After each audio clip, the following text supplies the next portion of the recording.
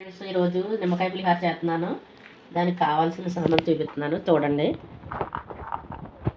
ఏడుశనగగుళ్ళు, ఎండుమిరపకాయలు, పచ్చిమిరపకాయలు, అల్లం, శనగపప్పు, మినపప్పు, జీలకర్ర, ఆవాలు. అన్నం కాగాక ఆయిల్ వేసుకోవాలి.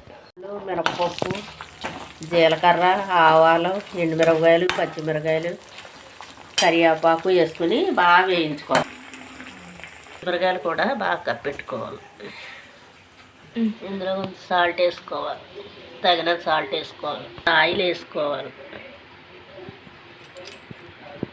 పోపు ఇలా బాగా వేయించుకోవాలి.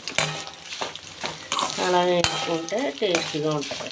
పసుపు వేసుకుని స్టవ్ ఆఫ్ చేసుకోవడమే. పక్కన వేసుకోవాలి. ఇందులో వేసుకొని కలుపుకోవాలి. అన్నంలో వేసి బాగా కలుపుకోవాలి.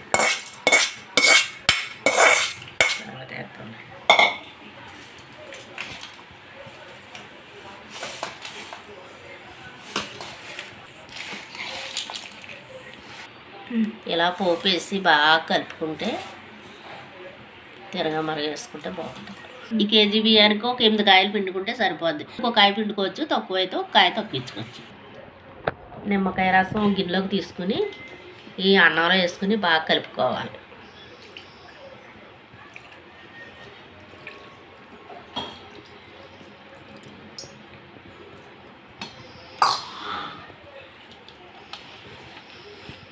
ఈ పులిహార కలిపాక ఉప్పు పులుపు సరిపోయిందో లేదో ఒకసారి చూసి,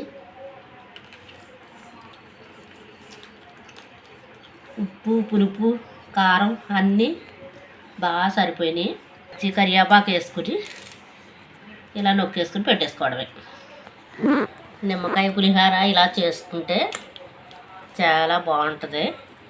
ఇలాగ మీరు చేసుకుని నాకు ఒకసారి చెప్పండి.